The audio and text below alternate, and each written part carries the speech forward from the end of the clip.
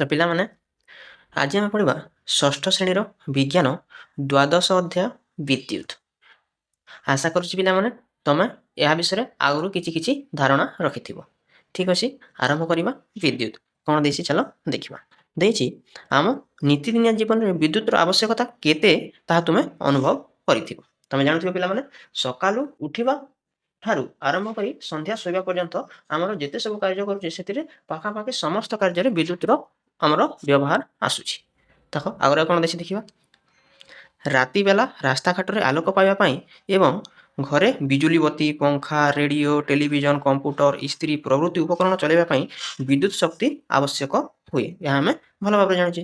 ଯେମିତିକି ଦେଖ, ଆମେ ବିଜୁଳି ବତୀ, ଯେକୌଣସି ପଙ୍ଖା, ରେଡ଼ିଓ, ଆମ ଘରେ ଯେକୌଣସି ଜିନିଷ ଇଲେକ୍ଟ୍ରୋନିକ୍ ଜିନିଷ ସବୁ ଅଛି, ତାହାର କେମିତି ଚାଲିଥାଏ? ତାହା ବିଦ୍ୟୁତ୍ ସାହାଯ୍ୟରେ ହିଁ ଚାଲିଥାଏ। ଏହା ଆଗରୁ କିଛି କହି ରଖିବ ପିଲାମାନେ। ଆମର ସବୁ ଭିଡ଼ିଓ ଦେଖିବା ପାଇଁ ଆମର ଚ୍ୟାନେଲକୁ ସବସ୍କ୍ରାଇବ୍ କରି ରଖନ୍ତୁ ପିଲାମାନେ। ଯେମିତିକି ଆଗରୁ ଅନେକ ଗୁଡ଼ିଏ ସବୁ ଭିଡ଼ିଓ ଆସିବ, ତାହା ତୁମେ ଅତି ସହଜରେ ପାଇଯିବ। ମୁଁ ଗ୍ୟାରେଣ୍ଟି ଦେଇ କହିବି, ଆମ ଚ୍ୟାନେଲରେ ଯେଉଁ ସବୁ କଣ୍ଟେଣ୍ଟ ତୁମେ ପାଇବ, ସାରା ୟୁଟ୍ୟୁବରେ ଖୋଜିଲେ ମଧ୍ୟ ସେମିତି କଣ୍ଟେଣ୍ଟ ପାଇବ ନାହିଁ। ଥରେ ଆମର ଚ୍ୟାନେଲକୁ ଭିଜିଟ୍ କରନ୍ତୁ, ପରେ ଜାଣିପାରିବେ ଆମେ କେମିତି କଣ୍ଟେଣ୍ଟ ତୁମକୁ ଉପଯୋଗ କରିବୁ। ଠିକ୍ ଅଛି ପିଲାମାନେ, ଆଗକୁ ଦେଖିବା। ଦେଖ, ଏହି ବିଦ୍ୟୁତ୍ ଶକ୍ତି କେତେକ ସଂସ୍ଥା ଦ୍ୱାରା ସରବରାହ କରନ୍ତି। ବେଳେ ବେଳେ ଜେନେରେଟର ସାହାଯ୍ୟରେ ବିଭିନ୍ନ ବିଦ୍ୟୁତ୍ ଉପକରଣ ଚାଲୁଥିବା ମଧ୍ୟ ତମେ ଦେଖିଥିବ। ଆମେ ଖାଲି ବିଦ୍ୟୁତ୍ ଦ୍ୱାରା ଅନେକ ଇଲେକ୍ଟ୍ରୋନିକ୍ ଜିନିଷ ଚାଲେ ତାହା ଦେଖିଛୁ। ତା ସହିତ ବ୍ୟାଟେରୀ, ଜେନେରେଟର ଏସବୁରେ ମଧ୍ୟ ଆମେ ଅନେକ ଜିନିଷ ଚାଲିବାର ଦେଖିଥାଉ। ଦେଖ ଆଗରେ କ'ଣ ଲେଖା ହେଇଛି। ରାତିରେ ବାହାରକୁ ଗଲାବେଳେ ଆମେ ଟର୍ଚ୍ଚ ଲାଇଟ୍ ହାତରେ ନେଉ। ଟର୍ଚ୍ଚ ଲାଇଟ୍ ସୁଇଚ୍ ଚିପିଲେ ଆଲୋକ ବାହାରେ। ଟର୍ଚ୍ଚ ଲାଇଟ୍ରେ ଏକ ବା ଏକାଧିକ ସେଲ୍ ବିଦ୍ୟୁତ୍ ଶକ୍ତିର ଉତ୍ସ ରୂପେ କାର୍ଯ୍ୟ କରେ। ଏକାଧିକ ସେଲ୍ର ସମାହାରକୁ ଆମେ ବ୍ୟାଟେରୀ ବୋଲି କହିଥାଉ ପିଲାମାନେ। ତମେ ଦେଖିଥିବ ଏମିତି ସେଲ୍ ଗୁଡ଼ିକ ଦେଖିଥିବ। ଦେଖ ତଳେ ଦେଖାଯାଇଛି, ଏଠି ଗୋଟେ ଚିତ୍ର ଦିଆଯାଇଛି। ଏମିତି ସେଲ୍ ତମେ ଦେଖିଥିବ। ଏମିତି ଅନେକ ଗୁଡ଼ିଏ ସେଲ୍ ମିଶିକି ଗୋଟେ ବ୍ୟାଟେରୀର କାର୍ଯ୍ୟ କରିଥାଏ। ବ୍ୟାଟେରୀ ଚାଳିତ ଖେଳଣା, କଣ୍ଢେଇ ତୁମେ ମଧ୍ୟ ଦେଖ। ଆଜିକାଲି ମାର୍କେଟରେ ଅନେକ ଗୁଡ଼ିଏ ଗାଡ଼ି ଓ ଅନେକ ସବୁ କଣ୍ଢେଇ ଗୁଡ଼ିକ ମଧ୍ୟ ଆସିଲାଣି, ଯାହା ବ୍ୟାଟେରୀ ଦ୍ୱାରା ଚାଳିତ ହୋଇଥାଏ। ତମେ ତାହା ମଧ୍ୟ ଦେଖିଥିବ। ଏଗୁଡ଼ିକ ବିଦ୍ୟୁତ୍ ଶକ୍ତି ବ୍ୟବହାର କରି ଚଲାବୁଲ କରିବା ସାଙ୍ଗକୁ ସ୍ୱର ଓ ଆଲୋକ ମଧ୍ୟ ସୃଷ୍ଟି କରିଥାନ୍ତି। ଏହା ବିଦ୍ୟୁତ୍ ଶକ୍ତି ଦ୍ୱାରା ପରିଚାଳିତ ହୁଏ। ତା ସହିତ ସେଥିରେ ସ୍ୱର ବା ଧ୍ୱନି ଓ ଆଲୋକ ମଧ୍ୟ ସେଥିରେ ସୃଷ୍ଟି ହୋଇଥାଏ। ତୁମେ ଜାଣିଥିବା ବ୍ୟାଟେରୀ ଚାଳିତ ବିଭିନ୍ନ ଉପକରଣ ତାଲିକାଟିଏ ତିଆରି କର। ତମେ ନିଜେ କରିବ। ଯେମିତିକି ଆମ ଘରେ ଯେମିତି ରିମୋଟ୍, ୱାସିଂ ମେସିନ୍, ଆମ ଯେ ଫୋନ୍, ତମେ ଆଉ ଅନ୍ୟ ସବୁ ଯାହା ଘରେ ଦେଖୁଛ ତାହାର ଗୋଟେ ତାଲିକା କରିବ। ଏହି ତାଲିକାକୁ ସହପାଠୀମାନଙ୍କ ସହ ତୁଳନା କର। ସମସ୍ତେ ମିଶି ଶିକ୍ଷକଙ୍କ ସହ ଆଲୋଚନା କରି ଡ୍ରଇଂ କାଗଜରେ ତାଲିକାକୁ ଲେଖ, ଶ୍ରେଣୀଗୃହ କାନ୍ଥରେ ଟାଙ୍ଗ। ତମେ ଏସବୁ ନିଜେ କରିବ। ତମେ ଯାହା ଦୈନନ୍ଦିନ ଜୀବନରେ ଯାହା ସବୁ ତମ ଘରେ ଦେଖୁଛ, ଯାହାକି ବିଦ୍ୟୁତ୍ ଦ୍ୱାରା ଚାଳିତ ହେଉଛି, ତାହାର ଗୋଟେ ତାଲିକା କରିବ ଓ ତାହା ତମର ଶ୍ରେଣୀଗୃହରେ ଟାଙ୍ଗିବ। ଠିକ୍ ଅଛି, ଆଗକୁ ଦେଖିବା। ଆସ ଏ ଅଧ୍ୟାୟରେ ସେଲ୍କୁ ନେଇ କିଛି ପରୀକ୍ଷା କରିବା ଓ ବିଦ୍ୟୁତ୍ ପ୍ରବାହ ବିଷୟରେ ଆଉ ଅଧିକ କିଛି ଜାଣି ରଖିବା। ଠିକ୍ ଅଛି, ଆଗକୁ ଦେଖିବା ସେଲ୍ କହିଲେ କ'ଣ। ଏ ହେଉଛି ସେଲ୍। ଏହା ବିଷୟରେ କିଛି କଥା ଆମେ ଜାଣି ରଖିବା। ଦେଖ, ଟର୍ଚ୍ଚ ଲାଇଟ୍ରେ ବ୍ୟବହାର ହେଉଥିବା ସେଲ୍ଟିଏ ନିଅ। ଯେମିତି ଏମିତି ସେଲ୍ଟି ନେବ, ରେଖାଙ୍କିତ ଅଙ୍କନ କରି ଚିତ୍ର ଦିଆଯିବା ସହ ତୁଳନା କର। ଦେଖ ଏମିତି ବାହାର ପଟେ ଏମିତି ବାହାରିଥାଏ, ସେଇଟାକୁ ଆମେ ପଜିଟିଭ୍ ବା ଯୁକ୍ତ ବିଦ୍ୟୁତଗ୍ର ବୋଲି କହନ୍ତି। ଯୁଆଡ଼େ ଏମିତି ପଶି ଯାଇଥାଏ ଭିତରକୁ, ତାହାକୁ ଆମେ ନେଗେଟିଭ୍ ବା ବିଯୁକ୍ତ ବିଦ୍ୟୁତଗ୍ର ବୋଲି ଆମେ କହିଥାଉ। ତା ବିଷୟରେ ଏବେ ଆଗରେ ଦିଆଯାଇଥିବ, ଆମେ ତାହା ପଢ଼ି ଜାଣିବା। ଦେଖ, ସେଲ୍ର ଗୋଟିଏ ମୁଣ୍ଡରେ ବାହାର ପଟେ ଛୋଟ ଧାତବ ଟୋପି ପରିଥାଏ। ଦେଖ ଏମିତି କହୁଥିଲି, ଏମିତି ଟୋପି ପରିଥାଏ ଓ ଅନ୍ୟ ମୁଣ୍ଡରେ ତାହା ଧାତବ ଫଲକ ଦେଖାଯାଉ। ଭିତରକୁ ଏମିତି ଫଲକ ଥାଏ।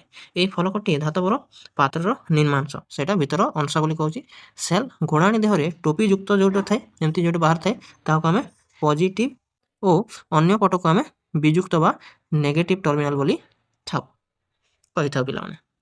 ଧାତବ ଟୋପିକୁ ଯୁଗ୍ଧ ବିଦ୍ୟୁତଗ୍ର ବା ପଜିଟିଭ୍ ଟର୍ମିନାଲ ଓ ଧାତବ ପାତ୍ରକୁ ଯେଉଁଟା ନେଗେଟିଭ୍ ଟର୍ମିନାଲ ବା ବିଯୁକ୍ତ ବିଦ୍ୟୁତଗ୍ର ବୋଲି କହିଥାଉ ବୋଲି କୁହାଯାଉଛି। ଦେଖ ଏଇଟା ବୁଝିବାକୁ ଚେଷ୍ଟା କର। ଏମିତି ଯେମିତି ବ୍ୟାଟେରୀ ଥାଏ, ଏମିତି ଭିତରକୁ ପଶିଥାଏ, ଏଇଟା ହେଲା ନେଗେଟିଭ୍ ବା ବିଯୁକ୍ତ ବିଦ୍ୟୁତଗ୍ର ଓ ଯେମିତି ଏମିତି ଟୋପି ପରି ବାହାରିଥାଏ ଏପଟକୁ, ଏହାକୁ ଆମେ ପଜିଟିଭ୍ ଟର୍ମିନାଲ ବା ଯୁକ୍ତ ବିଦ୍ୟୁତଗ୍ର ବୋଲି କହିଥାଉ। ସେଇଟା ଏଠି ଲେଖା ହେଇଛି। ସେଲ୍ ଭିତରେ କେତେକ ରାସାୟନିକ ପଦାର୍ଥ ଦେଖାଯାଇଥାଏ ପିଲାମାନେ, ତାହା ଯୋଗୁଁ ଆମ ବିଦ୍ୟୁତ୍ ସ୍ରୋତଟା ହେଇଥାଏ। ଯେତେବେଳେ ସେଲ୍ରୁ ବିଦ୍ୟୁତ୍ ପ୍ରବାହ ଆବଶ୍ୟକ ହୁଏ, ସେତେବେଳେ ଏହି ରାସାୟନିକ ପଦାର୍ଥ ରୂପକ ପରିବର୍ତ୍ତନ ହୁଏ ଓ ସେଥିରେ ରାସାୟନିକ ଶକ୍ତି ବା କେମିକାଲ ଏନର୍ଜିରେ ରୂପାନ୍ତରିତ ହୁଏ। ସେଇଟା ଥାଏ ପିଲାମାନେ, ଯେତେବେଳେ କ'ଣ ହେବ, ବିଦ୍ୟୁତ୍ଟା ପ୍ରବାହିତ ହେବ, ସେତେବେଳେ ତାହାର ସେ କେମିକାଲ ଏନର୍ଜି ବାହାରିବ, ଯାହାକୁ ଆମେ ବିଦ୍ୟୁତ୍ ଶକ୍ତି ବୋଲି କହିଥାଉ। ଫଳରେ ରାସାୟନିକ ପଦାର୍ଥର ପରିମାଣ କମିଯାଏ।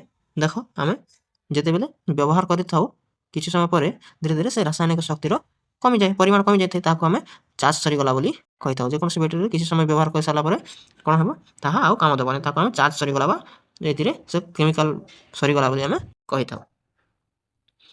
ଆଉ ସେଥିରେ ଆଉ କୌଣସି ବିଦ୍ୟୁତ୍ ଶକ୍ତି ଯୋଗାଇ ନଥାଏ ସେତେବେଳେ। ଏ ପ୍ରକାର ସେଲ୍ର ରାସାୟନିକ ପଦାର୍ଥଟି ପ୍ରାୟ ଶୁଖିଲା ଅବସ୍ଥାରେ ଥାଏ, ସେଥିପାଇଁ ଏହାକୁ ଶୁଷ୍କ ସେଲ୍ ବା ଡ୍ରାଏ ସେଲ୍ ବୋଲି କହନ୍ତି। ଟର୍ଚ୍ଚ ଲାଇଟ୍, ବିଦ୍ୟୁତ ଖୁଣ୍ଟ, କାଲକୁଲେଟର, ସେଲଫୋନ୍, କମ୍ପ୍ୟୁଟର ପ୍ରଭୃତି ଉପକରଣରେ ବ୍ୟବହାର ହେଉଥିବା ଏହି ଶୁଷ୍କ ସେଲ୍ ବ୍ୟବହାର କରାଯାଏ। ଶୁଷ୍କ ସେଲ୍ କୋଉଥିରେ ବ୍ୟବହାର କରାଯାଏ? ସେଲଫୋନ୍, କମ୍ପ୍ୟୁଟର, ଏଥିରେ ରିମୋଟ୍, ଘଣ୍ଟାରେ ଆଉ କାଲକୁଲେଟର ଏସବୁରେ ବ୍ୟବହାର କରାଯାଏ। ଦେଖ ଆଉ କ'ଣ ଦେଇଛି ଦେଖିବା। ମୋଟର ଗାଡ଼ି, ସ୍କୁଟର, ମୋଟର ସାଇକେଲ ଆଦି ଯାନରେ ବିଭିନ୍ନ ପ୍ରକାର ବ୍ୟାଟେରୀ ରହିଥିବାର ତୁମେ ମଧ୍ୟ ଜାଣିଥିବ। ଏଥିରେ ରାସାୟନିକ ପଦାର୍ଥର ତରଳ ବା ଜଳୀୟ ଅବସ୍ଥାରେ ଥାଏ। କ'ଣ? ଯେଉଁ ବ୍ୟାଟେରୀରେ ରାସାୟନିକ ପଦାର୍ଥ ଥାଏ ତାହା ତରଳ ଅବସ୍ଥାରେ ଥାଏ। ଦେଖୁଥିବ ପିଲାମାନେ ଯେ ବାଇକ୍ରେ ଯଦି ସେ ତରଳ ଅବସ୍ଥା ସରିଯିବ ତାହେଲେ କ'ଣ ହେବ? ଯେଉଁଟା ଦେଖ ତୁମେ ସେଲ୍ଫ ବାଲା ଗାଡ଼ି ମାନେ ହେଇଥିବ, ଯେଉଁ ବାଇକ୍ଟା ହେଇଥିବ ସେଇଟା ସେଲ୍ଫ କାମ କରିବା ବନ୍ଦ ହୋଇଥାଏ। ତାହାକୁ ଆଉ ଥରେ ରିଫିଲ୍ କରିବାକୁ ପଡ଼େ, ନହେଲେ ସେ ବ୍ୟାଟେରୀକୁ ଚେଞ୍ଜ କରିବାକୁ ପଡ଼ିଥାଏ ପିଲାମାନେ। ଠିକ୍ ଅଛି, ଏଇଟା ତୁମେ ତୁମ ଘରର ବଡ଼ ଲୋକମାନଙ୍କୁ ମଧ୍ୟ ପଚାରି ଜାଣିପାରିବ। ତାପରେ ବିଦ୍ୟୁତ ପରିପଥ, ଇଲେକ୍ଟ୍ରିକାଲ ସାର୍କିଟ୍ କ'ଣ ତା ବିଷୟରେ ଟିକେ ଜାଣିବା। ବର୍ତ୍ତମାନ ସେଲ୍ଟିଏ ନେଇ ଗୋଟେ ଟର୍ଚ୍ଚ ଲାଇଟ୍ ବଲ୍ବରୁ ଆଲୋକ ପାଇବାକୁ ଚେଷ୍ଟା କର। ଏଥିପାଇଁ ଆମକୁ ଗୋଟେ ସରଞ୍ଜାମ ଆବଶ୍ୟକ। କ'ଣ ସରଞ୍ଜାମ? ଦେଖ ଏଇଠି ଆଗରେ ଦେଇଥିବ, ତା ବିଷୟରେ ଆମେ ଦେଖିବା। ଦେଖ ତୁମ ପାଇଁ ଗୋଟେ କାମ ଦେଇଛି, ତାହାକୁ ଆମେ ପ୍ରଥମେ ବୁଝିବା କ'ଣ ଦେଇଛି, ତାପରେ ଜାଣି ରଖିବା। 10ରୁ 12 ସେଣ୍ଟିମିଟର ଲମ୍ବର 4 ଖଣ୍ଡ ସରୁ ପ୍ଲାଷ୍ଟିକ ଆବରଣ ଯୁକ୍ତ ବିଦ୍ୟୁତ ତାର ନେବ। ଏମିତି 4ଟା ନେବ। ଠିକ୍ ଅଛି ପିଲାମାନେ। ତାପରେ କ'ଣ କରିବ? ତାର ଦିକୁ 2 ମୁଣ୍ଡରୁ 1 କିମ୍ବା 1.5 ସେଣ୍ଟିମିଟର ପର୍ଯ୍ୟନ୍ତ ଆବରଣ ଛଡ଼ାଇ ଦେବ। ଏମିତି ଦେଖ ଟିକେ ଟିକେ ଛଡ଼ା ହେଇଛି, ଏମିତି ଛଡ଼ା ଦେବ। ଦେଖିବ ଯେମିତି ଆବରଣ ଭିତରେ ଥିବା ତାର ଛିଣ୍ଡି ନ ଯାଇ ତାର ଖିଆ ଗୁଡ଼ିକ ଅଲଗା ଅଲଗା ହୋଇ ନ ଯାଏ। ଦେଖ ଏମିତି ଟିକେ ଟିକେ ବାହାରିଥିବ, ପୁରା ଛିଣ୍ଡି ନ ଯିବ, ଟିକେ ଟିକେ ଏମିତି ବାହାରିଥିବ, ତାହା କହୁଛି। ବର୍ତ୍ତମାନ 2 ଖଣ୍ଡ ତାର ଗୁଡ଼ିକୁ 2 ମୁଣ୍ଡକୁ ସେଲ୍ର ଧାତବ ଟୋପି ଓ ଧାତବ ପାତ୍ର ତଳ ଭାଗ ସହ ଅଠାଳିଆ କାଗଜ ବା ସେଲୋ ଟେପ୍ ଦ୍ୱାରା ଯୋଡ଼ି ଦିଅ। ଦେଖ ସେ ତେଲ କ'ଣ କରିବ? ଏମିତି ଏପଟରେ ଗୋଟେ ଆଉ ଏପଟେ ଗୋଟେ ବିଦ୍ୟୁତ ଅଗ୍ରରେ ଆଉ ଗୋଟେ ବିଯୁକ୍ତ ବିଦ୍ୟୁତ ଅଗ୍ର, ଗୋଟେ ଯୁକ୍ତ ବିଦ୍ୟୁତ ଅଗ୍ର ଏମିତି ଯୋଡ଼ିଦେବ। ଏଥିରେ ଗୋଟେ ଏଥିରେ ଗୋଟେ ଯୋଡ଼ିଦେବ। ତାହା ତୁମେ ସେଲୋ ଟେପ୍ କିମ୍ବା ଅଠା ଦେଇକି ଯୋଡ଼ି ପାରିବ। ଏ ଦୁଇଟି ତାରର ଶେଷାଂଶ ଯଥାକ୍ରମେ 1 ଓ 2 କୁହାଯାଏ। ଏ ତାର ଗୋଟେକୁ 1 ନାଁ ଦେବ, ଗୋଟେକୁ 2 ନାଁ ଦେବ। ସେହିଭଳି ଅନ୍ୟ 2ଟି ତାର ନେବ ଓ ଅନ୍ୟ 2ଟି ତାରର 2 ମୁଣ୍ଡକୁ ବଲ୍ବ ଓ ଧାତବ ଆଧାରର ଛୋଟ ଛୋଟ ଧାତୁ ଖଣ୍ଡ ସହ ଯୋଡ଼ିଦେବ। ଏମିତି ବଲ୍ବର ଏମିତି ଏଠି ଗୋଟେ ଆଉ ଏମିତି ଗୋଟେ 2ଟି ଅଗ୍ରରେ ଯୋଡ଼ିଦେବ ପିଲାମାନେ। ଏ 2ଟି ତାରର ଶେଷାଂଶକୁ ଯଥାକ୍ରମେ 3 ଓ 4ର ନାମ ଦେବ। ଦେଖ ଏଟାକୁ 3, 4 ନାଁ ଦେଇଦେବ। ତାପରେ ପରବର୍ତ୍ତୀ କାର୍ଯ୍ୟକ୍ରମ ପାଇଁ ସେଲ୍ ଓ ବଲ୍ବର ବର୍ତ୍ତମାନ ପ୍ରସ୍ତୁତ ହୋଇଗଲା। ଏବେ ଯେଉଁ କାର୍ଯ୍ୟକ୍ରମ କରିବା ସେଥିରେ ଆମର ଯାହା ଯାହା ଦରକାର ହେବ ତାହା ଆମେ କରିଦେଲେ ଏଠି। ତାପରେ ଦେଖିବା ଏହା ନେଇକି ଆମେ କ'ଣ କରିବା। ଦେଖ କ'ଣ ଲେଖା ହେଇଛି। ବର୍ତ୍ତମାନ ବଲ୍ବଟିକୁ ସେଲ୍ ନିକଟରେ ନେଇ ଶେଷାଂଶ 3କୁ 100 ଓ 2କୁ 400 ଲଗାଇ ରଖ। ଦେଖ ଏଠିରେ 3କୁ 100 ଓ 4କୁ 200 ଏମିତି ଲଗାଇ ରଖିବ ପିଲାମାନେ। ଦେଖିବ ବଲ୍ବଟି ଆଲୋକ ହେବ। ଦେଖ ଏଥିରେ ଗୋଟେ ଟର୍ମିନାଲ ଯୋଡ଼ିଗଲା ଆଉ ଏଥିରେ ଗୋଟେ ଟର୍ମିନାଲ ଯୋଡ଼ିଗଲା। ତ କ'ଣ ହେବ ଆମର? ତୁମେ ଇଲେକ୍ଟ୍ରିକ୍ ବଲ୍ବ ଜଳିବାର ଦେଖିଥିବ କେମିତି, ଏମିତି ହିଁ କନେକ୍ସନ୍ କରିଦେଲେ ତାହା ବଲ୍ବ ଆଲୋକ ଦେଇଥାଏ।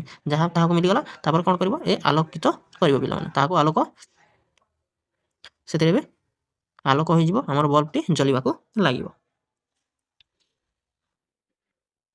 ବିଦ୍ୟୁତ ତାର ମାଧ୍ୟମରେ ସେଲ୍ ଓ ବଲ୍ବର ଏହି ସଂଯୁକ୍ତ ବ୍ୟବସ୍ଥାକୁ ମୁଦିତ ବିଦ୍ୟୁତ ପରିପଥ ବା କ୍ଲୋଜ୍ ଇଲେକ୍ଟ୍ରିକାଲ ସାର୍କିଟ୍ ବୋଲି କୁହାଯାଏ। ଦେଖ ସବୁଠାରେ ଏମିତି ଯଦି କନେକ୍ସନ୍ କରିଦେବ, କେଉଁଠାରେ ଖୋଲା ନାହିଁ, ସବୁଠାରେ ମୁଦିତ ହୋଇକି ଅଛି। ତ ମୁଦିତ ହେଲା ପରେ କ'ଣ ହେଲା? ଆମର ବଲ୍ବଟି ଆଲୋକିତ ହୋଇଗଲା। ଏହାକୁ ଆମେ କ'ଣ କହିବା?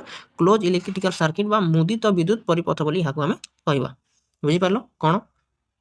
ତାପରେ ଦେଖିବା ଏ କ୍ଷେତ୍ରରେ ସେଲ୍ର ଯୁକ୍ତ ବିଦ୍ୟୁତ ଅଗ୍ରରୁ ବିଦ୍ୟୁତ ପ୍ରବାହ କରି ତାର ମଧ୍ୟ ଦେଇ ଆସି ଶେଷାଗ୍ର 1 ଓ 3 ଦେଇ ବଲ୍ବ ପ୍ରବେଶ କରେ ଓ ଶେଷଗ୍ରେ 4 ଓ 2 ମଧ୍ୟରେ ସେଲ୍ର ବିଦ୍ୟୁତ ଅଗ୍ରରେ ପ୍ରବେଶ କରେ। ତାମାନେ କ'ଣ କହୁଛି? ଏଥିରେ ଥିବା ଯେଉଁ କେମିକାଲଟି ଆସିକି ଏମିତି ବିଦ୍ୟୁତ ପ୍ରବାହ ହୋଇ ବଲ୍ବଟିକୁ ଆଲୋକ କରିବ, ସେମିତି 4 ଓ 2କୁ ଯୋଡ଼ିଦେଲେ ମଧ୍ୟ ସମାନ ପ୍ରକାରରେ ହେବ ବୋଲି ସେ କହୁଛି।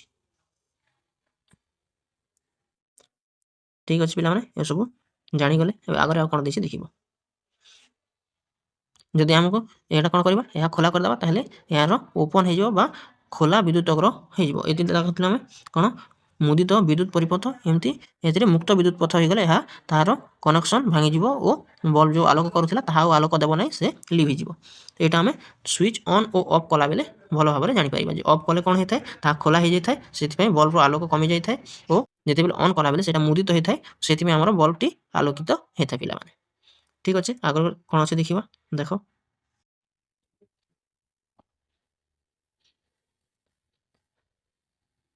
ବିଦ୍ୟୁତ ପରିପଥକୁ ମୁକ୍ତ ଓ ମୁଦିତ କରିବା ପାଇଁ ଉପକରଣଗୁଡ଼ିକରେ ଗୋଟିଏ ଯାନ୍ତ୍ରିକ ବ୍ୟବସ୍ଥା ବ୍ୟବହାର କରାଯାଏ। ଏହାକୁ ସାଧାରଣ ଭାବେ ସୁଇଚ୍ କୁହାଯାଏ। ଏବଂ ମୁଁ କହୁଥିଲି ପିଲାମାନେ ଏହାକୁ କ'ଣ କହିବା ମୁକ୍ତ କିମ୍ବା ମୁଦିତ କରିବା ପାଇଁ ଗୋଟେ ଯାନ୍ତ୍ରିକ କ'ଣ ବ୍ୟବହାର କରାଯାଏ? ଗୋଟେ ଉପକରଣ ବ୍ୟବହାର ଯାହାକୁ ଆମେ ସୁଇଚ୍ କହିଥାଉ। ତାହାକୁ ଅନ୍ ଅଫ୍ କଲେ ଆମର ମୁକ୍ତ ଓ ମୁଦିତ ହେଇଥାଏ। ସେ କଥା କହୁଛି। ବିଦ୍ୟୁତ ସୁଇଚ୍ ବିଷୟରେ ଆମେ ଜାଣିଛେ ପିଲାମାନେ। ସୁଇଚ୍ କେମିତି କରିଥାଏ ଦେଖ ଏଠି ଟିକେ ମନେ ରଖ। ଯଦି ଆମେ ପିନ୍ କଣ୍ଟାଟିକୁ ମଧ୍ୟ ନେଇକି ଗୋଟିଏ ସୁଇଚ୍ର କାମ କରିପାରିବା। ଏଠି ଦେଖ ଗୋଟେ ବ୍ୟାଟେରୀ ଲାଗିଛି। ଯଦି ଏହା କ'ଣ ଅଛି? ଏହା ମୁକ୍ତ ଅବସ୍ଥାରେ ଅଛି। ଯଦି ଏହାକୁ ଆମେ ଯୋଡ଼ିଦେବା ତାହେଲେ ଏଥିରେ ପ୍ରବାହିତ ହେଇଯିବ। କିନ୍ତୁ ଯଦି ଏମିତି ଖୋଲା ରଖିବ ତାହେଲେ ଏହାର ସଂଯୋଗ ତ୍ରୁଟି ହେବା ଯୋଗୁଁ କ'ଣ ହେବ? ଏଥିରେ ଆଉ କୌଣସି କେମିକାଲ ପରିବହନ ହେବ ନାହିଁ ଓ ଆମର କୌଣସି ବିଦ୍ୟୁତ ସ୍ରୋତ ଚାଲିବ ନାହିଁ ପିଲାମାନେ। ଏଇଟା ଏଥିରେ ହିଁ ଲେଖା ହେଇଛି। ଦେଖ ଏଇଠି ଦେଖ ଏ ଚିତ୍ରକୁ ଟିକେ ଲକ୍ଷ୍ୟ କର ପିଲାମାନେ। କ'ଣ ହେଲା? ଉପର ଥିବା ଚିତ୍ରକୁ ଦେଖ। ଉପର ଚିତ୍ର କ'ଣ ହେଉଛି? ବିଦ୍ୟୁତ ସୁଇଚ୍ଟି ଅଫ୍ ଅବସ୍ଥାରେ ଅଛି। କ'ଣ ହେଲା? ଅଫ୍ ଅବସ୍ଥାରେ ଅଛି। ସେଥିପାଇଁ ଏ ବଲ୍ବଟି ଆଲୋକ ଦେଉନାହିଁ। ଗୋଟିଏ ସେଲ୍ର ଯୁକ୍ତ ଓ ବିଯୁକ୍ତରେ ତାରଟି ସଂଯୋଗ ହୋଇଛି, କିନ୍ତୁ ଏଠିରେ ଦେଖ ମୁକ୍ତ ଅବସ୍ଥାରେ ଥିବା ଯୋଗୁଁ ଗୋଟେ ମୁକ୍ତ ଅବସ୍ଥା ଥିବା କାରଣ ଯୋଗୁଁ ଏ ବଲ୍ବଟି କ'ଣ ଆଉ ଆଲୋକ ଦେଉନାହିଁ। ଦେଖ ଆଲୋକ ଏଥିରେ କୌଣସି ପ୍ରକାର ଦେଉନାହିଁ। କିନ୍ତୁ ଦେଖ ତଳ ଚିତ୍ରକୁ ଦେଖ। ଏଥିରେ ମଧ୍ୟ ସେ ସେଲ୍ଟି ଲାଗିଛି ଓ ଏଥିରେ ମଧ୍ୟ ଏମିତି କନେକ୍ସନ୍ ହେଇଛି। କିନ୍ତୁ ଏଥିରେ ଦେଖ ପୁରା ମୁଦିତ ଆକାରରେ ଅଛି। ସେଥିପାଇଁ କ'ଣ ହେଉଛି? ଏଥିରେ ବିଦ୍ୟୁତ ସ୍ରୋତ ପ୍ରବାହିତ ହେଉଛି ଆଉ ସେଥିଯୋଗୁଁ ଏ ବଲ୍ବଟି ଆରାମସେ ଆଲୋକ ଦେଇପାରୁଛି। ଆଉ କ'ଣ ଅଛି ଟିକେ ଦେଖି ନେବା। ବିଦ୍ୟୁତ ସୁପରିବାହୀ ଓ ବିଦ୍ୟୁତ କୁପରିବାହୀ କ'ଣ ଜାଣିବା। ଦେଖ ଧାତୁ ମଧ୍ୟ ଦେଇ ଯଦି ବିଦ୍ୟୁତ ପ୍ରବାହ ହେଉଥିବାର ତମେ ଦେଖୁଥିବ ତାହାକୁ ଆମେ ବିଦ୍ୟୁତ ସୁପରିବାହୀ ବା ତାକୁ ଗୁଡ୍ କଣ୍ଡକ୍ଟର ଅଫ୍ ଇଲେକ୍ଟ୍ରିସିଟି ବୋଲି ଆମେ କହିଥାଉ ପିଲାମାନେ। ଯେମିତିକି କ'ଣ ଧାତୁ ଗୁଡ଼ିକ କ'ଣ ଲୁହା, ଆଲୁମିନିୟମ, ତମ୍ବା ଏଗୁଡ଼ିକ ଦେଇ ଆମର ବିଦ୍ୟୁତ ସ୍ରୋତ ହେଇଥାଏ। ଯେତେଗୁଡ଼ିକ ତାର ଦେଖିଥିବ ଆଲୁମିନିୟମ ଆଉ ତମ୍ବା ଏସବୁରେ ହିଁ ତିଆରି ହେଇଥାଏ। ତ ଏଇଟା କ'ଣ ହେଇଥାଏ? ବିଦ୍ୟୁତ ସ୍ରୋତକୁ ସେ ପ୍ରବାହ କରିଥାଏ। ସେଥିପାଇଁ ଆମକୁ ଆମେ ସୁପରିବାହୀ ବୋଲି କହିବା। ତାମାନେ ଯେଉଁ ଧାତୁରେ ବିଦ୍ୟୁତ ସ୍ରୋତ ପ୍ରବାହିତ ହୋଇଥାଏ ତାହାକୁ ଆମେ ବିଦ୍ୟୁତ ସୁପରିବାହୀ ବୋଲି କହିଥାଉ। ଏଥିରୁ ଆମେ ଜାଣିପାରିଲେ। ତାପରେ ଦେଖ ସେମିତି ବିଦ୍ୟୁତ କୁପରିବାହୀ କ'ଣ? ଯେଉଁ ବସ୍ତୁରେ ବିଦ୍ୟୁତ ପ୍ରବାହ ହୁଏ ନାହିଁ ତାହାକୁ ଆମେ ବିଦ୍ୟୁତ କୁପରିବାହୀ ବୋଲି କହିବା। ଯେମିତିକି ପ୍ଲାଷ୍ଟିକ ଦ୍ୱାରା କ'ଣ ବିଦ୍ୟୁତ ପ୍ରବାହିତ ହୋଇଥାଏ? ହେଇ ନଥାଏ। ସେଥିପାଇଁ ଆମର ଯେମିତି ତାର ଥାଏ ତାର ଉପରେ ଗୋଡ଼େଇବା ପାଇଁ ପ୍ଲାଷ୍ଟିକର ବ୍ୟବହାର କରିଥାଉ। ଯେମିତିକି ଆମେ ଖାଲି ତାରରେ ଯଦି ଛୁଇଁଲେ ଆମକୁ କ'ଣ ସକ୍ ମାରିବ, କିନ୍ତୁ ଯଦି ବିଦ୍ୟୁତ ତାର ଉପରେ ଯେଉଁ କେବୁଲଟା ଥାଏ ସେ କେବୁଲରେ ଆମେ ଛୁଇଁଲେ କୌଣସି ସକ୍ ଆମକୁ ମାରିବ ନାହିଁ। ସେଥିପାଇଁ ଆମେ ତାହାକୁ ବିଦ୍ୟୁତ କୁପରିବାହୀ ହେଇଥିବାରୁ ବିଦ୍ୟୁତ ତାର ଉପରେ ଘୋଡ଼େଇବା ପାଇଁ ବ୍ୟବହାର କରାଯାଇଥାଏ ପିଲାମାନେ। ଏବେ ଦେଖ ଏଠି ଗୋଟେ ପରୀକ୍ଷା କରିବାକୁ ଦିଆଯାଇଛି ପିଲାମାନେ। ଟିକେ ଦେଖିବା ଏ ପରୀକ୍ଷାରେ କ'ଣ ଦେଇଛି। ଦେଖ ଗୋଟେ ସେଲ୍ ଲାଗିଛି।